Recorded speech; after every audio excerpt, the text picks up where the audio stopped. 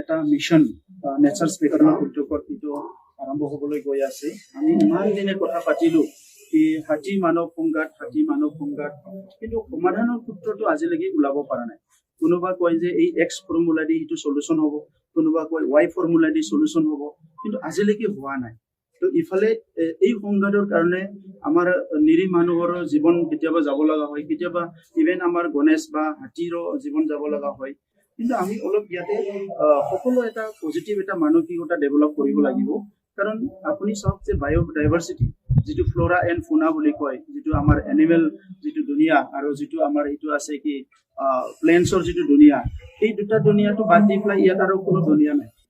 বিশেষভাৱে হাতী মানৱ সংঘাতটো আমি সোনকালে শেষ কৰিব লাগে। আৰু ইয়াৰ কাৰণে অসমত যিখিনি বহুত জাগা আছে যিটো ডিফৰেষ্টেশ্যন হৈছে, বাট ফৰেষ্টটো তাত ৰিইনষ্টেট কৰিব পাৰে, নতুনকে বনাব পাৰে, আকৌ সেইটো আমি কৰিব লাগিব। অসমৰ মুখ্যমন্ত্ৰী ডাঙৰীয়াই ৰিচেণ্টলি কৈছে যে য'ত প্ৰয়োজন আছে আমি তাতে নতুনকে ফৰেষ্ট বনাম, য'ত একদম কমপ্লিটলি এইটো মানে ফৰেষ্টটো নাই, এইটো ক'ৰবাত যদি মানুহ বসতি আছে সেইটোও ডি ৰিজাৰ্ভ কৰিম। গতিকে আশা ৰাখিছো আমি চবে মিলি আমি আহি থকা দিনত হাতী মানৱ সংঘাতটো সমাধান কৰিব পাৰিম। আৰু ইয়াৰ কাৰণে মই প্ৰিফাৰ কৰো ইয়াত কিছুমান নেচাৰেল ৱে আমি ওলাব লাগিব। ইয়াত যিটো আৰ্টিফিচিয়েল আমি বোমা মাৰি হাতী খেদো, জুই লৈ হাতী খেদো, এইটোৱে মানে পাৰ্মানেণ্ট সমাধান নকৰিব।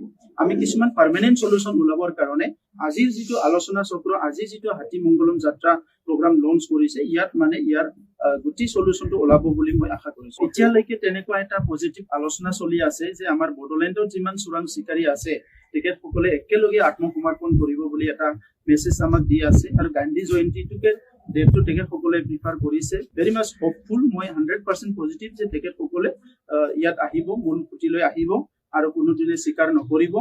তেখেতসকলে বৰ্তমান চৰকাৰৰ যিটো সদিচ্ছা সেইটো বুজি পাইছে। তেখেতসকলক আমি সংস্থাপন কৰাই দিম আৰু প্ৰত্যেকজন ব্যক্তিক আমি 50,000 কৰি টকা দিয়া ইতিমধ্যে আমি চিন্তা কৰি আছো, আগৰ কেইজনকো দিয়া হ'ল। তো সেইকাৰণে তেখেতসকলৰ সংস্থাপনটো আমি দায়িত্ব ল'ম। কিন্তু আমাৰ যিটো বায়োডাইভাৰ্চিটি সেইটো যাতে প্ৰটেক্টেড হৈ থাকে, সেইটো আমি চবে বিচাৰি